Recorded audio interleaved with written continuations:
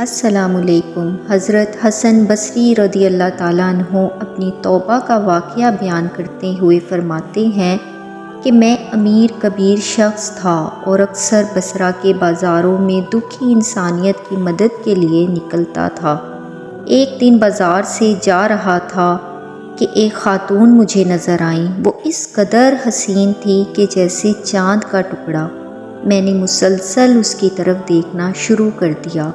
اس نے مجھ سے کہا کہ تجھے حیا نہیں آتی جو مجھے دیکھے جا رہے ہو؟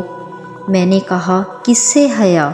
تو اس عورت نے کہا اس سے حیا کر جو دلوں کے بھید جانتا ہے، جو آنکھوں کی خیانت کو بھی جانتا ہے۔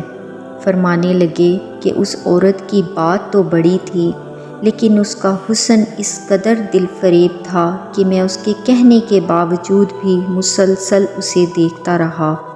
اس نے پھر مجھ سے کہا کہ تمہیں کیا مسئلہ ہے جو تم میری طرف دیکھتے ہی جا رہے ہو اور دیکھنا نہیں چھوڑتے؟ آخر ایسا کیا ہے مجھ میں؟ تو میں نے کہا کہ تیری جھیل سی آنکھیں میرے لیے باعث کشش ہیں، میں ان میں ڈوبنا چاہتا ہوں۔ اس نے کہا اچھا تو پھر ٹھہرو، شاید تمہارا مقصد پورا ہو جائے۔ وہ یہ کہہ کر گھر چلی گئی اور میں اس کے گھر کے باہر کھڑا رہا۔ تھوڑی دیر کے بعد اس کی ایک خادمہ ایک تشت لے کر آئی جس کے اوپر کپڑا ڈلا ہوا تھا۔ اس نے وہ تشت میری طرف بڑھایا۔ میں نے اس پر سے کپڑا ہٹایا اور جیسے ہی میں نے کپڑا ہٹایا مجھے اتنا بڑا دھچکا لگا کہ اس تشت میں اس کی 2 آنکھیں تھیں اور ایک کاغذ پر تحریر تھی جس پر لکھا تھا میں ان آنکھوں کو رکھنا ہی نہیں چاہتی جن کی وجہ سے ایک مومن فتنے میں پڑ جائے۔ کہنے لگے کہ میں اپنی داڑھی پکڑ کر اس قدر رویا اور خود سے کہا کہ اے حسن بصری، تو اس عورت سے بھی گیا گزرا ہے، اس کے دل میں اللہ کا کس قدر خوف ہے۔ اور میں خود پر بڑا افسوس کرنے لگا اور زاروں قطار روتا ہوا گھر چلا گیا، اور ساری رات میں نے رو رو کر اللہ سے معافی مانگی اور توبہ کرتا رہا۔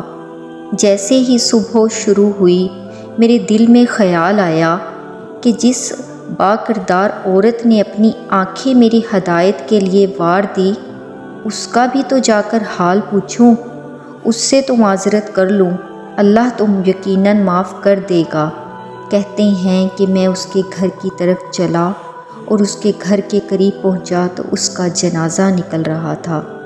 میں بڑا پریشان ہوا اور پھر صدمے سے گھر لوٹ کر سارا دن مشکل سے گزارا، اور روتے روتے جب رات کو آنکھ لگ گئی تو وہ عورت میرے خواب میں آئی۔ میں نے اس سے کہا کہ اے نیک عورت، مجھے کوئی وصیت کر۔ تو اس نے کہا میری وصیت یہ ہے کہ جب تم تنہائی میں ہوا کرو تو اللہ کو یاد کیا کرو